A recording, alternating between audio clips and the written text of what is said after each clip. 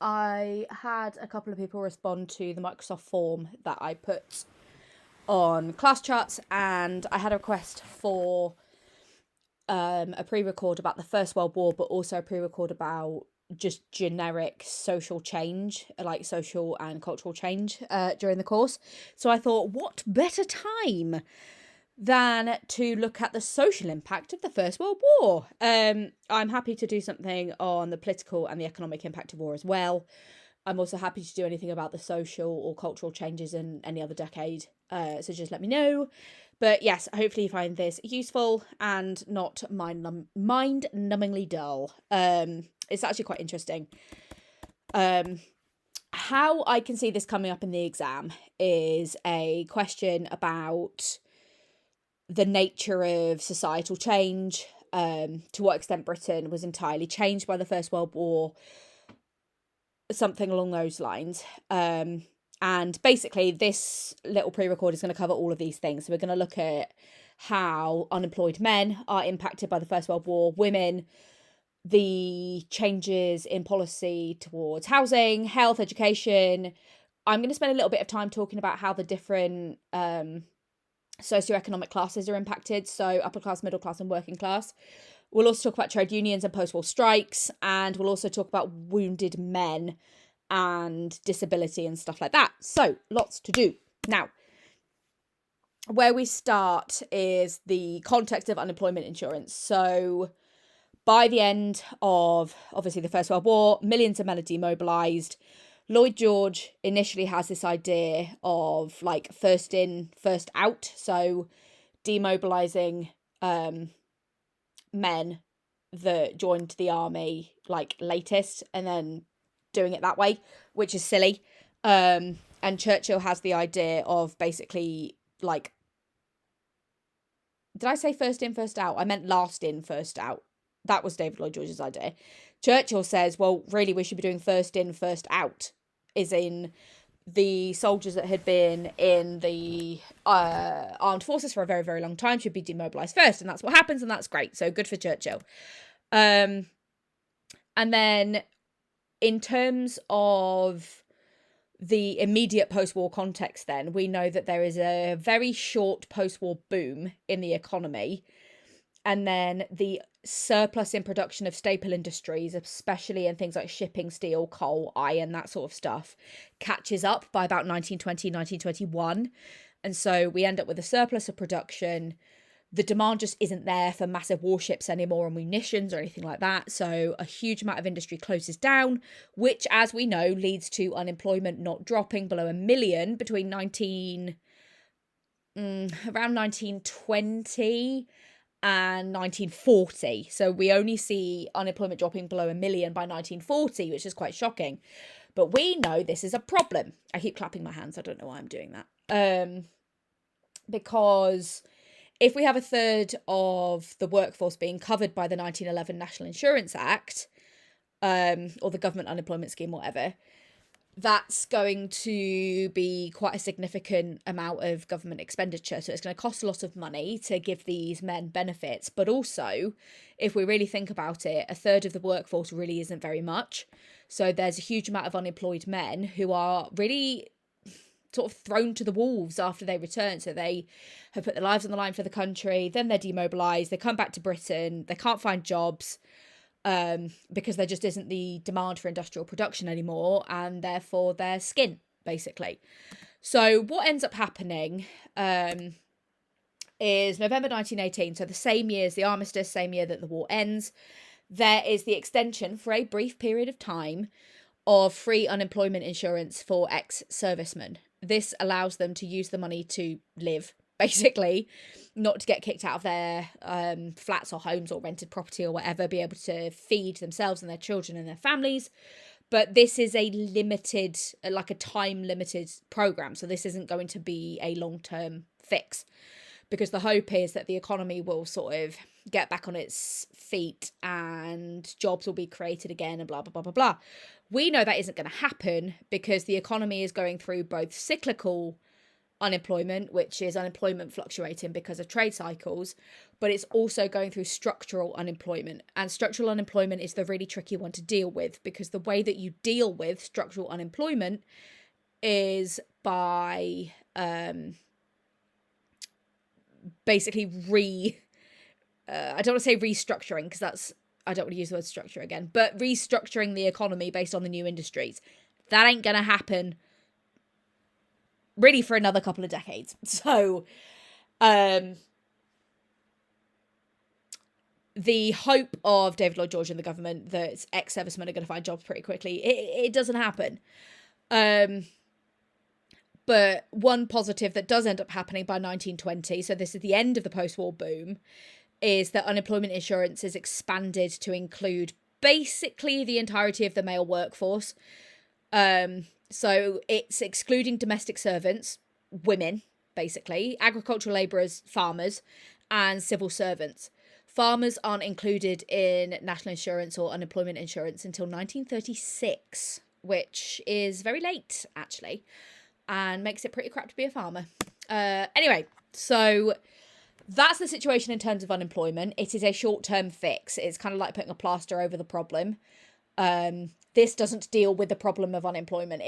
There's no attempt by the government to invest in public work schemes or anything like that. We're still orthodox economics. There's a brief extension of unemployment insurance without having to do the contributions. So free. Oh my gosh, it's so hard to annotate a PowerPoint with a trackpad. But it's free unemployment insurance. You're not having to pay those contributions. But then eventually, obviously, that's going to end. And then you do have to pay contributions. And then if you're unemployed, you're not going to get that unemployment insurance anyway. And it's just crap, basically. Now, it's not that much better to be a woman in the immediate post-war period and during the First World War. But I am going to try and start positively by looking at the positive changes in women's positions after the war. Now, obviously, we know that a huge amount of women are contributing to the war effort between 1914 and 1918. It's this very romantic view that women stepped up and showed that they were capable and could do men's jobs and stuff like that. And don't get me wrong, obviously, to a degree, that's true. We have 80% of workers in munitions being women by 1918. You've got a third of the workforce by 1918 being made up of women. You have something insane like a 400% increase in women working in the invisible industries, the financial and accounting sectors and stuff like that. And obviously, this is a huge positive.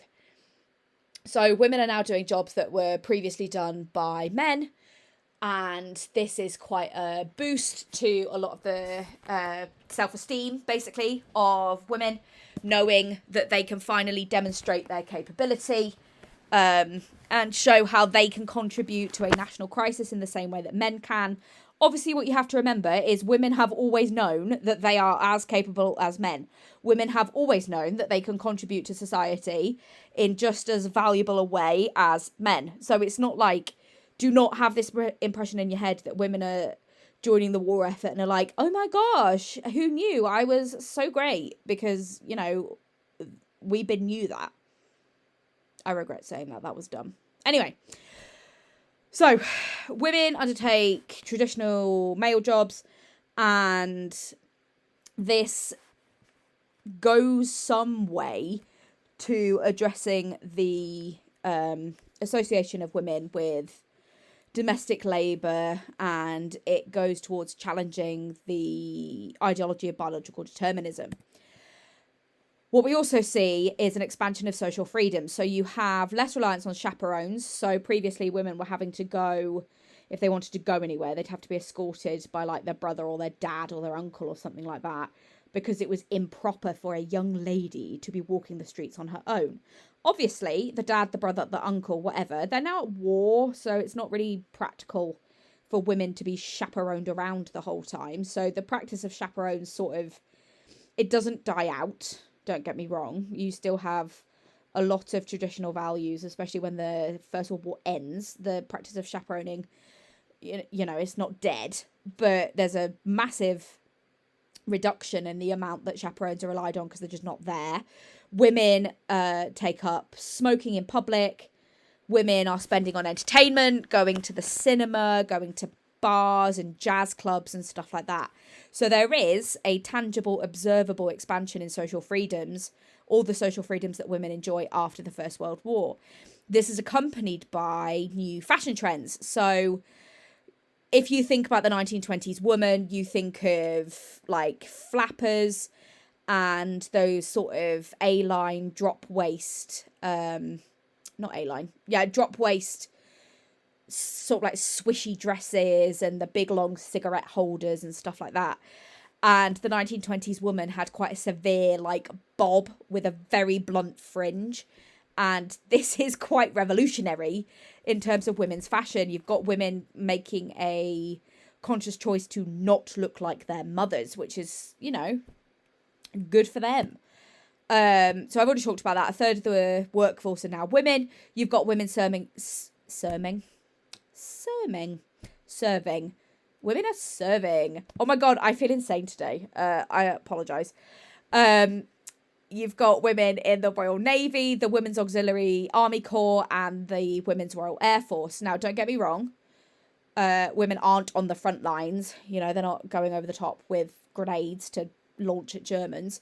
But they are doing a lot of the behind the scenes stuff. So moving resources and stuff like that. So they are making a significant positive contribution to the war effort.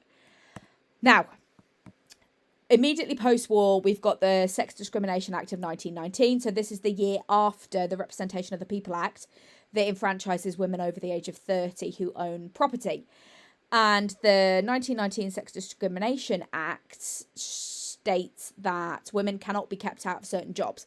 So it's now illegal to not hire a woman as, you know, a paralegal or a lawyer or in the civil service or jury service or whatever, just on the nature of her sex. So that's positive. And like I say, the Representation of the People Act, it only enfranchises women over the age of 30 who are property owning. This is why it's important that we don't attribute the enfranchisement of women solely to the war, because actually statistically, if you look at the sorts of women that were working during the war, it is not the women who were enfranchised in 1918. So there's a historian called June Purvis who says it can't be the war that enfranchises women, and actually it has to be the threat of violent suffragette insurgents, and I personally find that interpretation a lot more convincing. You also have the growing use of contraception amongst married women. Contraception is still taboo amongst non-married women because of associations with like promiscuous sexual activity and stuff like that. But look up Marie Stopes in the 1920s and the Marie Stopes clinics and contraception and stuff like that. Marie Stopes wrote a book called Married Love, where she was advocating for the use of contraception amongst married couples, and it basically just stops women from having to be continually pregnant if they want to have sex. So this is giving women more bodily autonomy. And it's suggesting that actually women can participate in the pleasures of sex without having to deal with the consequence of being continually pregnant all the time. This is important, especially in the 1920s and 1930s, because of the economic, well, I suppose especially in the 1930s, if you live in the north, with the impact of the global economic crisis. Now, in terms of the negatives, the jobs that women did during the First World War are not respected in the same way as men's jobs. So a lot of the time, women would come into work in munitions factories, for example, and the labour they'd be doing in that munitions factory would not be seen as important as, for example, the man who used to do her job going off to war. So we do actually see kind of like a shift in what jobs are seen as important and valuable to society and what jobs are seen as a bit more, what's the word I'm looking for? Mundane's not the right word.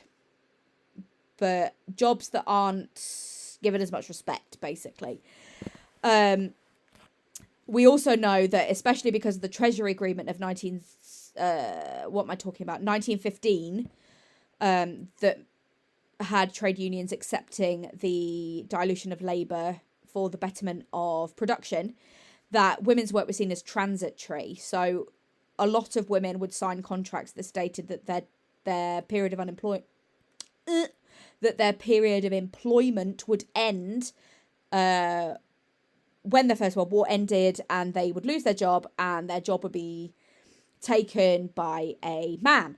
This is why the trade unions agreed to the dilution of labour, because remember, trade unions are hostile to female workers because they believe, especially at this time, because they believe that women workers will undercut male workers' pay. And what's very interesting is one of the trade unions that is particularly hostile to women is the textile unions, especially in Lancashire. And I find that interesting because a huge amount of the labour done in textile mills in Lancashire is done by women. Anyway, the other thing I really need you to know, as much as I've talked to you about like women smoking with their fancy haircuts, fundamentally, traditional roles of men and women in society remain pretty fixed. By 1921, women's employment or the amount of employed women had dropped to 1911 levels, so pre-war levels, and it's basically like the war hadn't happened at all. As much as some women are able to keep their jobs, a huge amount of women are made unemployed. A huge amount of women are made unemployed. And fundamentally, women just go back to doing what they were doing before. And partly this is because of the end of the scheme of free childcare. So during the First World War, when the government had a vested interest to encourage women to join the workforce, they offered free nursery and free childcare. That scheme ends after the First World War, so women don't have a choice but to go home and continue looking after their children. Now, I'm not going to talk about that. I've already talked about that.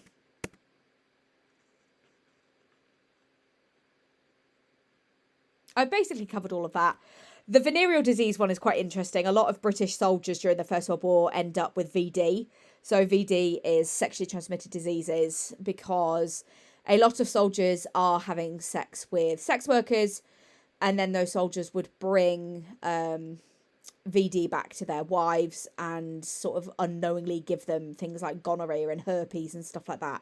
Just want to clarify, I'm not saying that sex workers are inherently diseased or sex workers always have venereal disease, but because of attitudes to contraception at this time, it's hard to get, and a lot of sex workers weren't married and would find it pretty tricky to get hold of condoms. So yeah, I've already talked about Marie Stopes. Look her up in a bit more detail. She's interesting because she seems quite liberal and quite radical in terms of her views, but she is really not supportive of women's sexuality in general because she really isn't trying to promote non-married sexual pleasure. So that's an interesting one to look at. Now, in terms of housing, obviously, there are no houses after the war because, well, not no houses. I don't know what I'm talking about. I'm so tired. Basically, you have a bunch of German Zeppelin bombings. Obviously, we know that the First World War causes less domestic damage than the Second World War because the First World War is mostly fought in trenches in northern France where the trenches basically don't move because it's a war of attrition and it's really boring. But basically, the government tries to introduce something called the Rent Restriction Act, which fixes rents at pre-war levels and prevents landlords from rising the rent. This is in response to a rent strike in Clydeside in Glasgow in 1915, where people basically go, our housing is crap, we're not going to pay our rent anymore.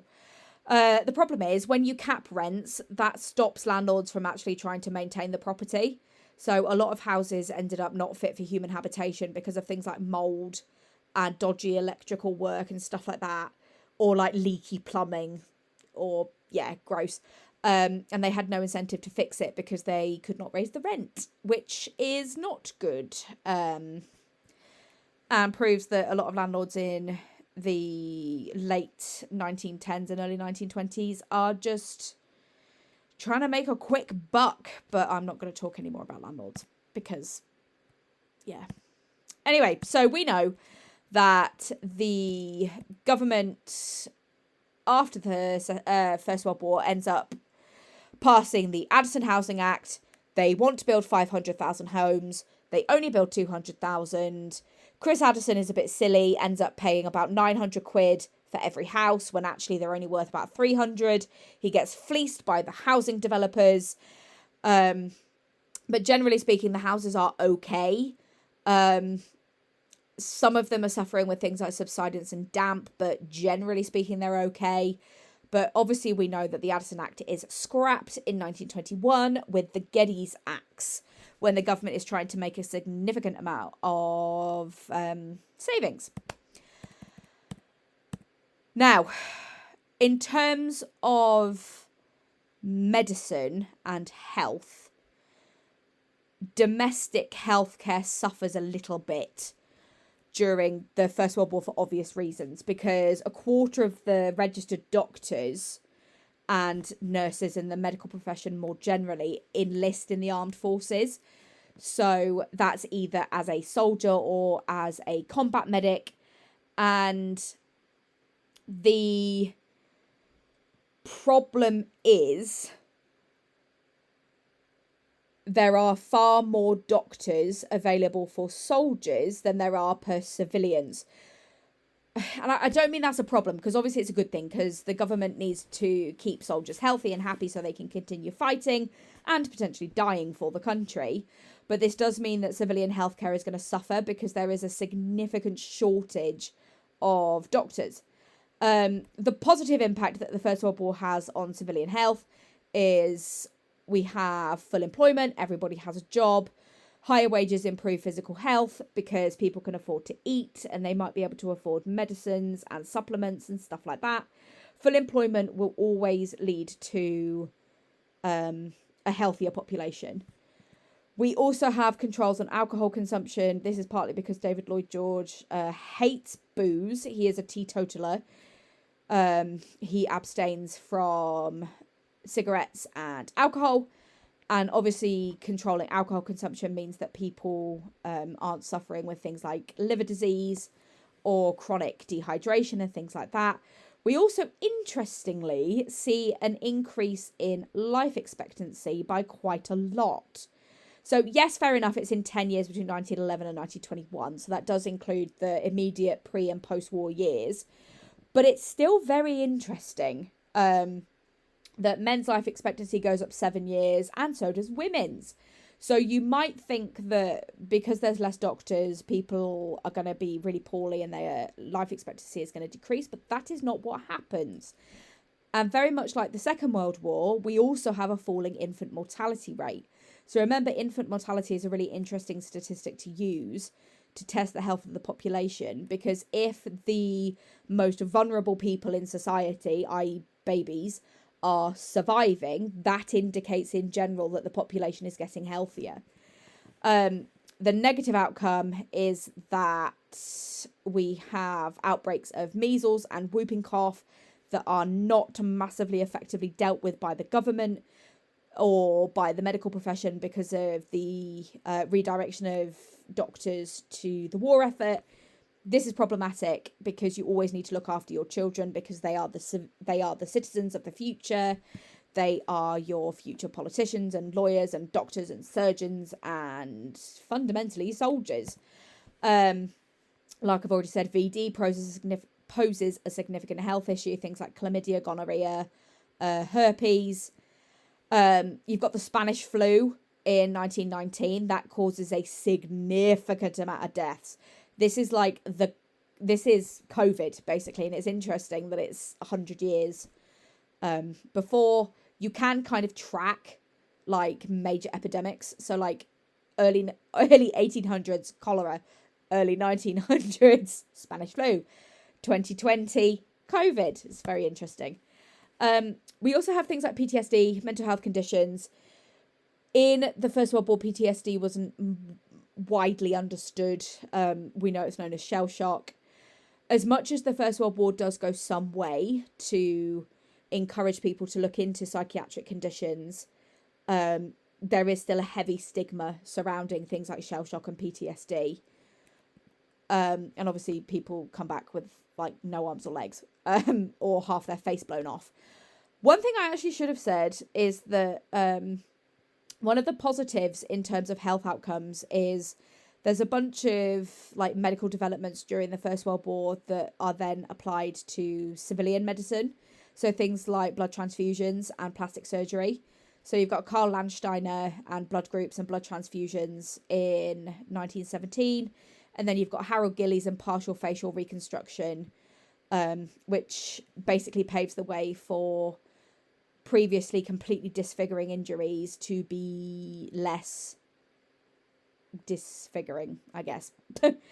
I'm not going to talk you through that. You can pause if you want to read that. It is important and interesting. I just need to hurry up because I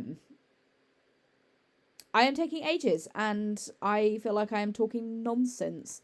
And currently, I feel like I spiritually relate to this miserable looking child. Anyway, so in terms of the intentions for education, obviously education is never a priority during wartime. Arthur Henderson is given responsibility for education. He is in the Labour Party and he's actually pretty peeved by being given education in the wartime coalition because it's not a particularly important role to have during wartime. And I'm saying that as a teacher. It is a shame that education is always abandoned, but needs must, I suppose. Anyway, so the First World War, actually, interestingly, very similarly to the Boer War of 1899 to 1902, highlights problems with the education system. So the physical condition of children comes under scrutiny, teacher shortages, obviously because teachers go off to war, illiteracy, people being innumerate, so not understanding numbers, and the fact that not enough children are being educated past actually a very young age. So some people are dropping out of school at the age of like 10, 11, 12, going off to work. Education really does suffer. There isn't a huge amount of positivity during the First World War. There is some positivity after the First World War with the 1918 Education Act. School leaving age raises, more secondary school places for disadvantaged children that are free.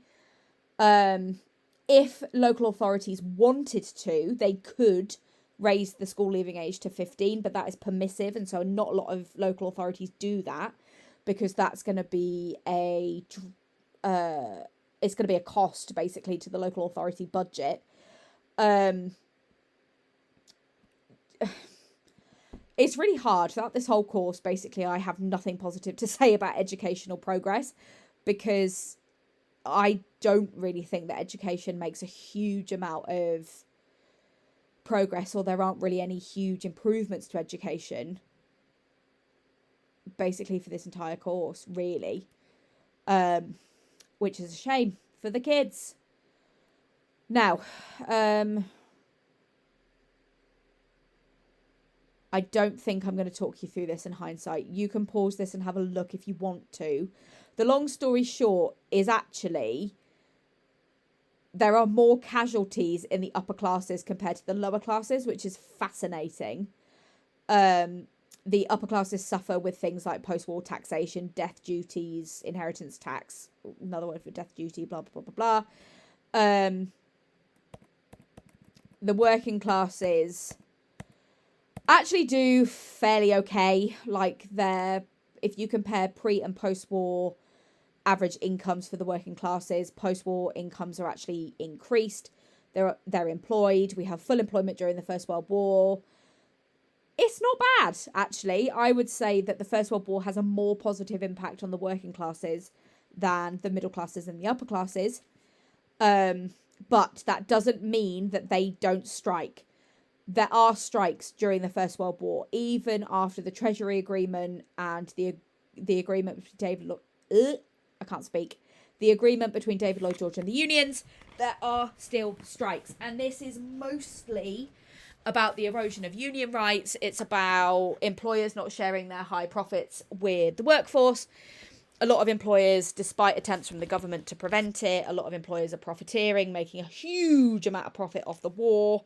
And like I say, there is a lot of anti-women beliefs in trade unions because they're worried that women are going to undercut men's jobs. So we have a strike in Clydeside. There's a bunch of shop stewards that go out on strike and pose resistance. And basically, the government introduces something called the Trade Cards Agreement, which allows major engineering unions to determine exemptions from military service for its members. So certain individuals would be exempt from conscription, because the government is trying to do something fairly regressive, and it's trying to use conscription as like a punishment for people who go on strike. So it's like, oh, you're striking, you're now going to join the war. That's, I don't know, I feel like that's kind of dodgy of the government to do that.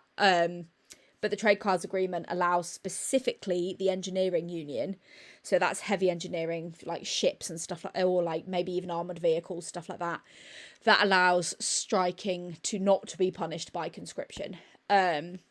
We also have a bunch of strikes in 1917. In May 1917, a total of 1.5 million working days are lost. This strike is spread across 48 towns. It is pretty widespread. In response to try and placate the union's frustration, there is a 12.5% war bonus for skilled workers. There's fixed prices on food, and the intention here is to make the low wages of industrial workers seem less low, because food isn't rising in price as quickly. So there is a huge concerted effort by the government to try and appease the strikers, because obviously we would have lost the war if the workers in the staple industries went on strike for a prolonged period of time. Right. I'm not going to talk you through that. Again, pause if you want to. Now, this is the kind of question I think you could get. Now, I wouldn't plan it like I have on the screen, which is really helpful, isn't it? I would, if I was doing this... Oh yeah, I circled that kid's face, didn't I? If I was doing this, I would split it. My three factors would be, I would write about women, I would write about working men, and I would write about health and housing. These would be my factors. So what it would be useful for you to do is I would plan this essay. If you want to plan it and run it by me, you can email me, that's totally fine. Or you can write it and you can bring it to me and I will mark it. It is up to you. But yeah, I don't think this is a nasty question at all. I actually think it's a really nice question. There's loads you can write about. These would be my three factors. So think about your thesis. Think about how you'd embed your thesis throughout your entire essay. And yeah, thank you for watching. And I will see you again soon.